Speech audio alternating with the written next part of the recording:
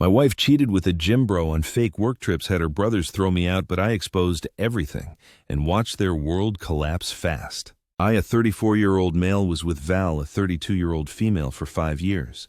We had this incredible 5-bedroom house in one of those gated communities with the fancy entrance and all that. You know, the type of place with a pool in the backyard, granite everything. That neighborhood where people flex their Range Rovers. We bought it about 3 years ago. I'm a sales manager at a car dealership, not just some random dude pushing Hyundais. I run the entire sales team, 25 people under me, making decent money. Val supposedly worked in pharmaceutical sales, or at least that is what she claimed. More on that steaming pile later. We met at this charity gala 6 years back. I was there representing my dealership. My boss made me go, but there were free drinks. She was this absolute knockout who seemed to know literally everyone in the room. The kind of woman that makes you wonder how she is single and talking to you. We vibed immediately. She was smart, ambitious, and for whatever reason seemed genuinely into me. We dated for 1 year, then tied the knot in this picture-perfect beach ceremony. Her parents mostly paid for it, but every relationship comes with its own baggage. And for me, that came in the form of her 2 brothers, Troy, 38, and Lou, 36. These guys always thought they were hotshots because they are ex-Navy SEALs. Big, roided-up dudes who never missed a chance to make me feel like I was not good enough for their precious sister. They were always throwing out just a car salesman comments or challenging me to arm wrestling at family gatherings, real tough guy nonsense, while making 6 figures at these private security firms. Troy is the bigger one, about 6 feet 3 inches and 240 pounds of pure muscle and attitude. The kind of guy who makes sure everyone knows he could snap you in half, but is choosing not to. Lou is a bit smaller, but somehow even more of a jerk, the type who would tell Val, "You could do better," when he thought I could not hear. They both drive these obnoxious vehicles. Troy has this lifted F-350 with truck nuts, and Lou rolls around on a custom Ducati that probably costs more than some people's houses. Anyway, I tried not to give them too much attention. They did not affect my life, and the first couple of years with Val were amazing. We traveled to Thailand, built our careers, bought our dream house, the whole perfect couple Instagram vibe. But about 8 months ago, things started getting suspicious. Val began working late a lot. Her phone was suddenly always face down or in her pocket. She would jump like she had seen a ghost whenever I walked in while she was texting. I mean, come on, red flag so obvious they might as well have been slapping me in the face. When I would ask about her day, her stories never quite lined up. Nothing major, but enough to make my guts scream. Like she would mention some lunch meeting at Russo's, but then the credit card would show a charge at some place clear across town. Or she would say she was with her colleague Jen. But then Jen would post pictures from some conference in Denver that same day. So I started digging deeper because I could not ignore my gut telling me something was off. At first, I was just checking credit card statements, then scrolling back through her social media. 3 months ago, my neighbor Ellen texted me something weird while I was at work. "Hey, is everything okay with Val's job? Just saw her company car being repossessed." I played it cool with Ellen, saying it was probably a mix-up, but inside I was reeling. That night, while looking for our tax documents, I accidentally found a termination letter from the company she worked at. She'd been fired for stealing company samples and selling them on the side, a freaking felony worth about $43,000. The letter was dated January 3 months ago. She had been pretending to go to work every day for 3 months. I was so confused and shocked. All I kept thinking was, why the hell would she do that? I did not say anything to her about what I found. I decided to pay close attention to everything she did. Maybe she was lying about other stuff. But then the universe decided to deal with me. 2 days after, I overheard Val on the phone in our bathroom. She thought I was still asleep, but I heard her crystal clear. "No, he does not suspect anything. Yeah, they will be here Thursday. Do not worry, he is too focused on work to notice. Troy and Lou will handle everything." Instead of confronting her right then, which is what she probably expected from a weak guy like me, I decided to play it cool. I set up my phone to record audio in our bedroom and living room while I was at work. The nonsense I heard confirmed everything. She was planning something with her brothers, talking about how I would never see it coming and how they would take care of everything. That Thursday, I told her I was heading to work, kissed her goodbye like everything was normal, then parked down the street and waited. Around 10 o'clock in the morning, I watched Troy's massive truck and Lou's obnoxious motorcycle pull up to my house. It was time to see what these clowns were really up to. I gave them 30 minutes, then drove back and pulled into our driveway. Walking to the door, I could hear all this laughter from inside. I unlocked it and literally froze in my tracks. Our entire living room was stacked with moving boxes, and I mean stacked. Troy and Lou were carrying more of my stuff down from upstairs, while Val was just lounging on our $5,000 leather sectional, directing them like some kind of general in her yoga pants and designer sunglasses. "What is going on?" I asked, keeping my voice dead calm despite wanting to lose it. Val barely looked up from her phone, not even seeming surprised to see me. "Oh, you are early. We were hoping to be done before you got home." "Done with what exactly?" I asked, even though I already knew from the recordings. Troy dropped the box he was carrying, which had all my limited edition Star Wars collectibles in it, and smirked. "Val has decided she needs a change." I stared at my wife of 5 years. "You are moving me out, is this true?" She could not even look me in the eye, just kept scrolling on her phone like this was some minor inconvenience. "I've been unhappy for a while. I want to sell the house and start fresh. It will be easier if you just go." I squared my shoulders and looked her dead in the eyes. "What?" "The house we bought together that we both own. The house that is in my name since I paid 80% of the down payment." That is when Lou stepped up, getting all in my face with his protein shake breath. "Look, bro, do not make this harder than it needs to be. She wants you gone, so you go before we make you." "Get the hell out of my face," I said, voice steady and cold. "You cannot just kick me out of my own house." But both brothers laughed at me. Actually laughed. "He is really going to stop us, I'm afraid," Troy said to Lou, loud enough for the whole block to hear. "Nah, he is too weak for that," Lou replied. "Look at him. Might want to hand him a tissue before he bursts into tears." I looked at Val, waiting for her to say something to defend me. We had been married for 5 years, for God's sake. Instead, she just sighed like I was some annoying fly buzzing around. "Just accept it and move on," she said, still scrolling through her phone. "I will have my lawyer contact you about the divorce." That is when something inside me just unlocked. It was not rage or a breakdown or anything dramatic like that, just pure ice-cold calculation. I looked around at my life being packed into boxes by 2 muscled-up jerks who had always hated me, and the woman I trusted for years who could not even respect me enough to have a basic conversation about ending our marriage. I smiled slowly, which clearly freaked them all out. "You know what, I think there has been a misunderstanding here," I said, my voice eerily calm. I pulled out my phone and held it up. "I have been recording everything since I walked in, and I have more recordings from the last 2 days of you 3 planning this whole thing."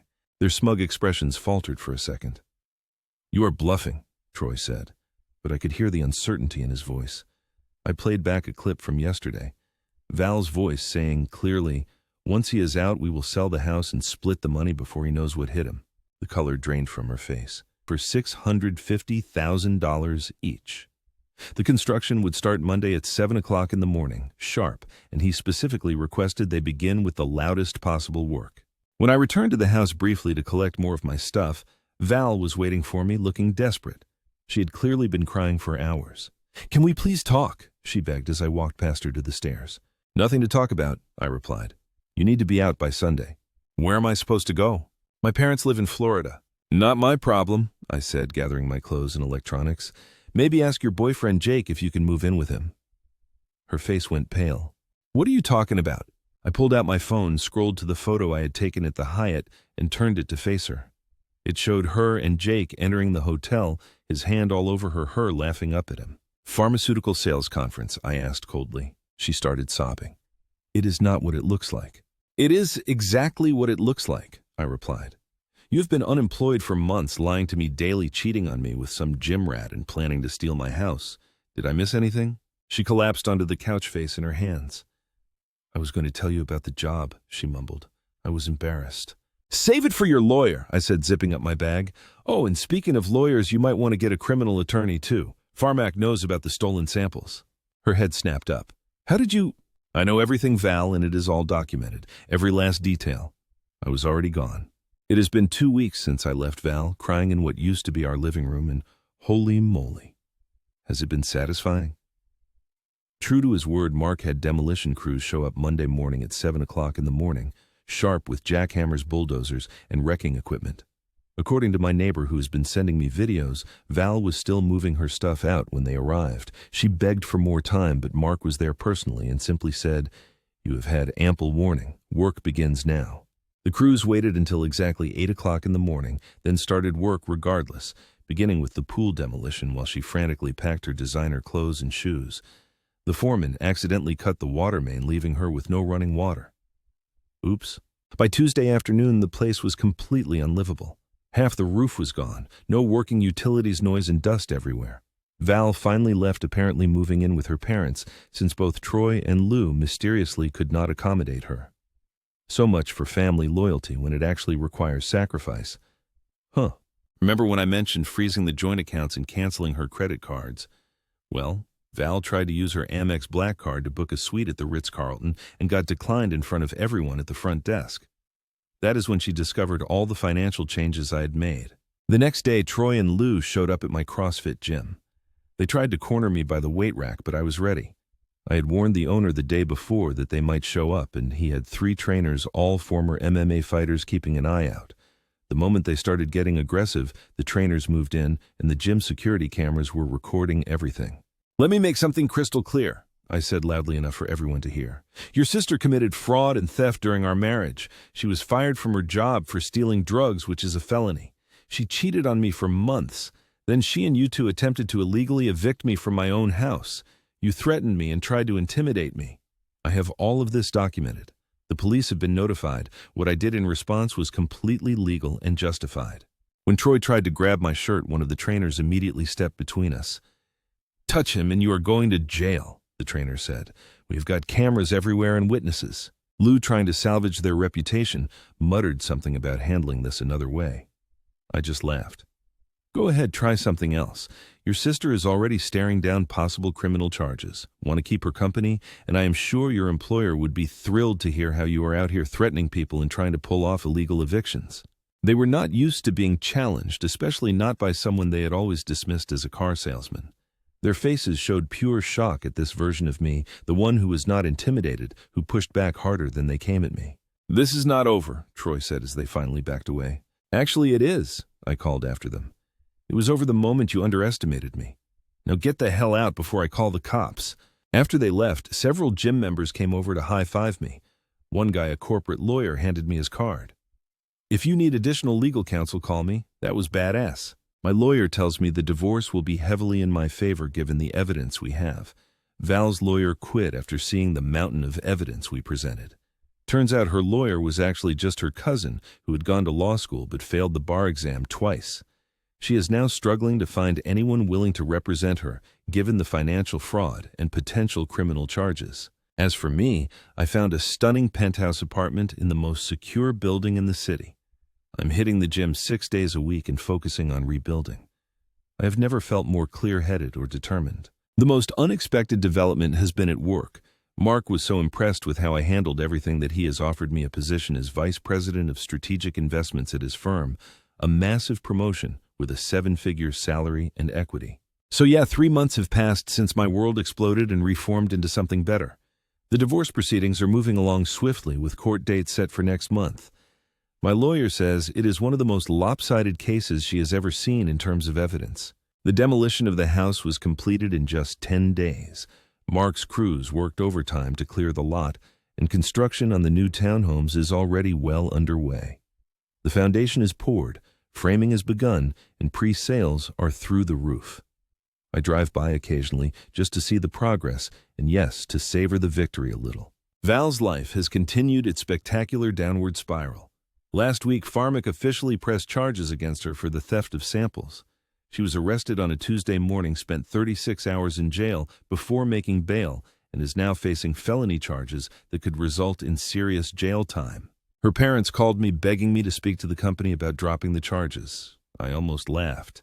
"You raised a daughter who lied, cheated, stole, and tried to destroy me," I told her father.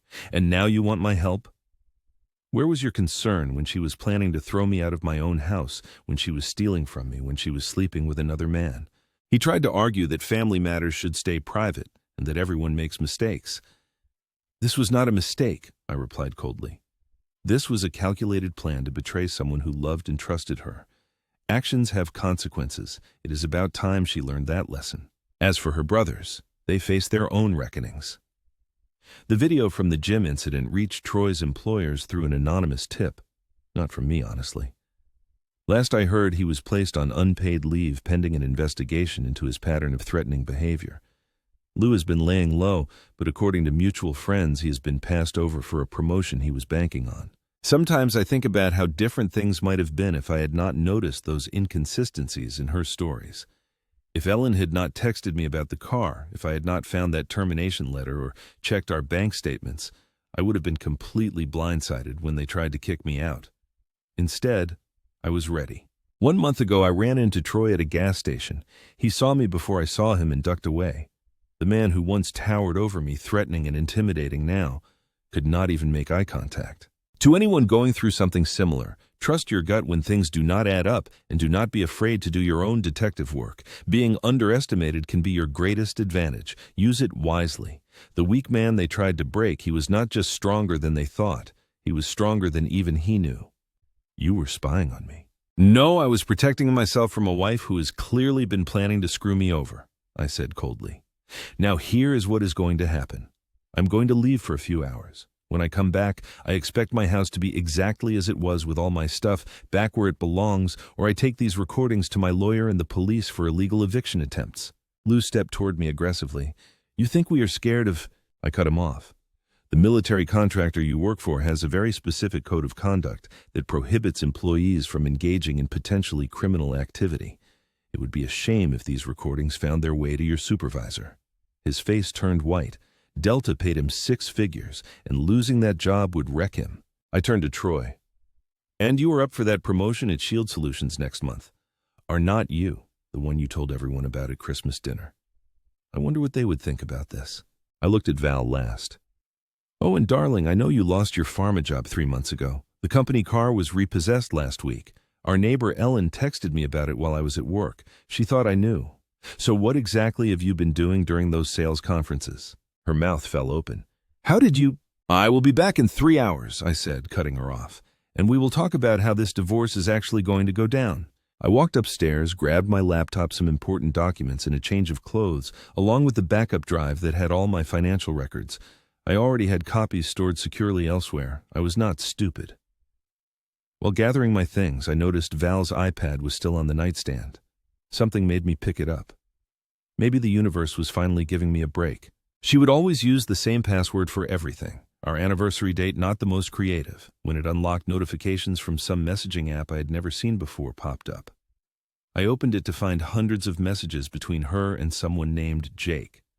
The texts were disgusting, talking about their hotel meetups during her work conferences, planning their future together in Miami, and even joking about me being clueless. There were selfies of them together in hotel rooms, him shirtless with that classic gym bro look, her in lingerie I bought her for our anniversary. I scrolled back further and found messages from January where she was freaking out about being fired from her company Pharmac for stealing samples. Jake had convinced her they could make good money doing it. Do not worry, babe. The car repo is not a big deal. Your husband is too busy at work to notice you do not even have a job anymore. One of his texts read, from 3 months ago. My hands were shaking with rage as I quickly forwarded screenshots of everything to my email. I also found their hotel reservation for tonight at the Hyatt downtown, a reservation she had made with our credit card while pretending to go to a sales conference. I put the iPad back exactly as I found it, finished gathering my things, and headed for the door with a whole new understanding of just how deep her betrayal went. Do not even think about touching anything else of mine, I called out as I headed for the door. I have cataloged everything valuable in the house with photos and serial numbers. I walked out to my car, put my stuff in the trunk, and drove away, my mind racing and feeling my whole life collapsing. Everything I built I lost that day. I tried to hold myself together. At the end of the day, you have to deal with life no matter what. As I pulled out of the driveway, I could see them frantically arguing through the window of my house. My house. I checked into a hotel downtown, sat on the king bed, and made one call, just one, to a dude named Mark. He is my mentor and the owner of our dealership chain, the same Mark who had been helping me set up a special investment fund for the past 1 year. The same Mark who owned a real estate development company on the side and had said, that neighborhood of yours is prime for luxury development. If you were to spot an opportunity there, I will pay 30% above market value cash. The call lasted 12 minutes. That is it. Just 12 minutes to completely destroy my soon-to-be ex's plans. I called my bank and froze our joint accounts, not closing them, as that could be seen as financial abandonment during divorce proceedings, but freezing them, pending a suspicious activity investigation. I transferred half of our savings to my personal account that she did not have access to. Completely legal, as long as I disclosed it during divorce proceedings, which I planned to. Then I called American Express and reported my card as compromised, requesting new cards from my accounts, only removing her as an authorized user due to suspicious charges I did not authorize. They overnight shipped new cards to the hotel. When I was done, I sat there in silence in that hotel, still feeling enraged about the texts I saw between her and that random dude, Jake. I could not let it go. I knew where she was planning to be, the Hyatt downtown. I grabbed my keys, drove over, and parked across the street like a man with unfinished business. Sure enough, just before 9 o'clock in the evening, she pulled up in her usual yoga pants disguise, this time with Jake sliding out of the passenger seat like he owned her in the car. They walked into the hotel lobby all cozy, laughing like teenagers. I took photos from my car window, clear, incriminating, time-stamped. One had her kissing his cheek. Another showed her handing over the room key card, and the final one was them entering the elevator together. Game, set, match. 4 hours later, I drove back to the house. When I pulled up, I noticed Troy's truck was gone, but Lou's bike was still there.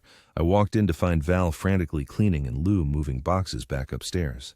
The look on their faces was priceless. "You were back early," Val said, suddenly trying to sound sweet. She had changed into one of my favorite dresses of hers, hair done, makeup fresh. "Where's all my stuff?" I asked coldly.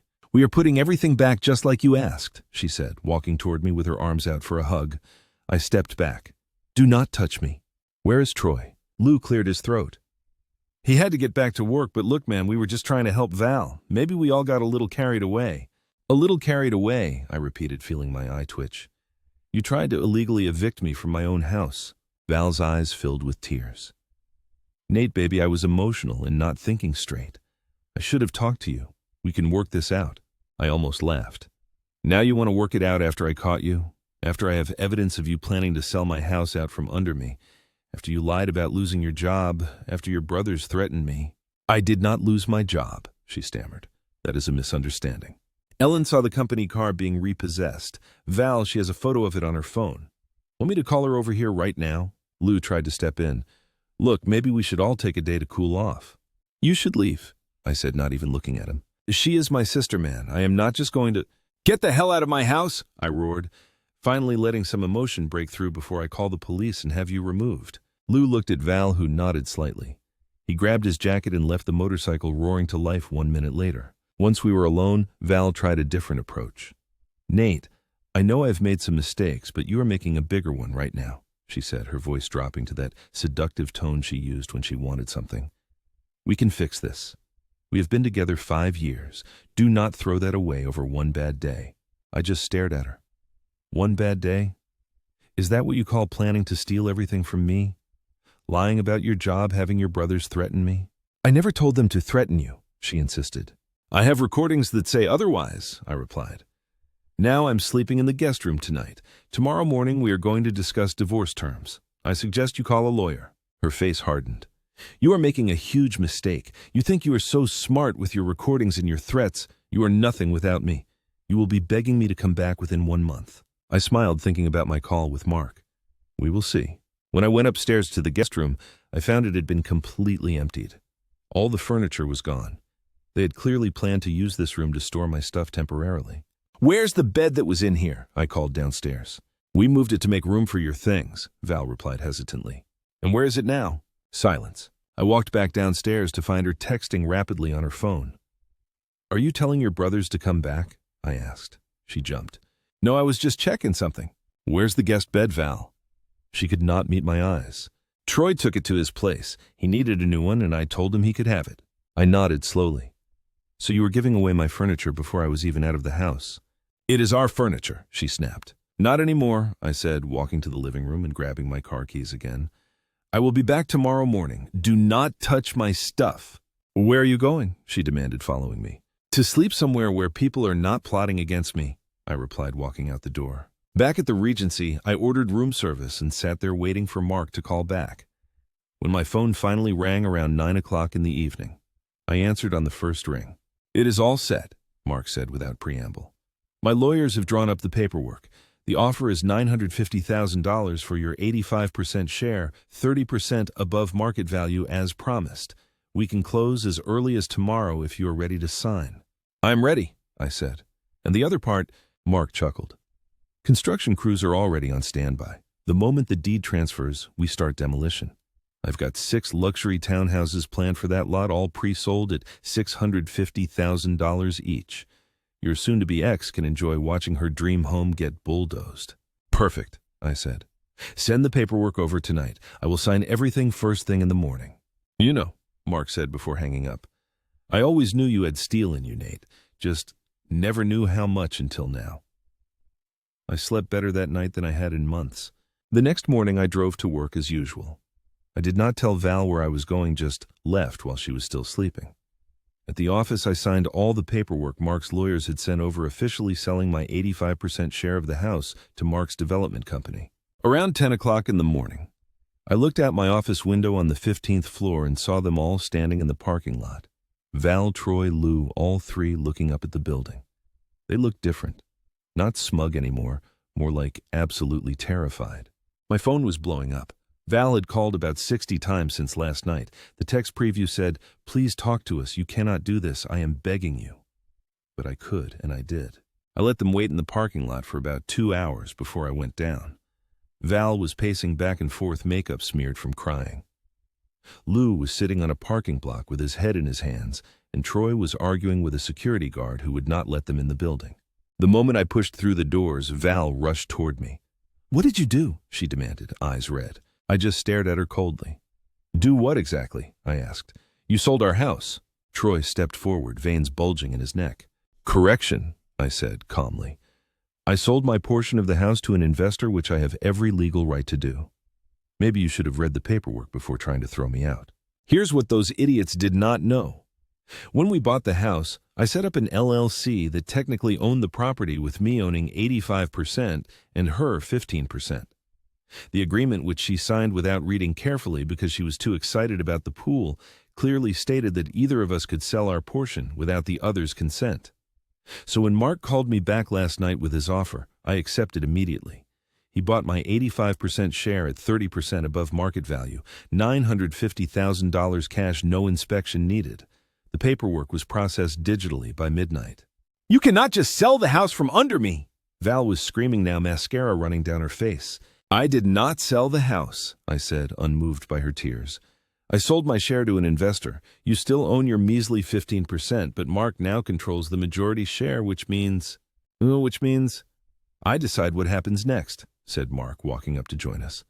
He is 6 feet 4 inches, a former college football player in his 50s, but still imposing as hell. "And what I have decided is that the property will be completely demolished starting next week. We are putting in a 6-unit luxury townhouse development. Construction crews arrive Monday. Anyone still living there needs to vacate by Sunday." Val's face went from angry to horrified in seconds. "Demolished? You cannot be serious. That is our home." "It is real estate," Mark corrected her. "And now it is my real estate. I have been looking to develop in that neighborhood for years." Troy stepped forward, trying to use his size to intimidate Mark. You cannot just..." Mark cut him off. "Actually, I can. The LLC agreement your sister signed gives the majority shareholder full authority over property decisions. I own 85% now, but I'm a reasonable man. I am offering a $5,000 relocation stipend if the house is empty by Sunday. After that, I start deducting damages and delay costs from her 15% share." Troy turned to me, his face red with anger. "You pathetic coward, you planned this, did not you?" "No," I said firmly. "You 3 planned this. I just changed the ending." Lou tried to grab my arm. "We need to talk about this like men." I yanked my arm away. "Do not touch me ever, and we are done talking." Val tried a different approach, her voice suddenly soft and pleading. "Nate, please, we can talk about this. I made a mistake. Where am I supposed to go? All my things are there." I laughed, actually laughed in her face. "Well, you have got brothers with trucks who are great at moving boxes," I replied.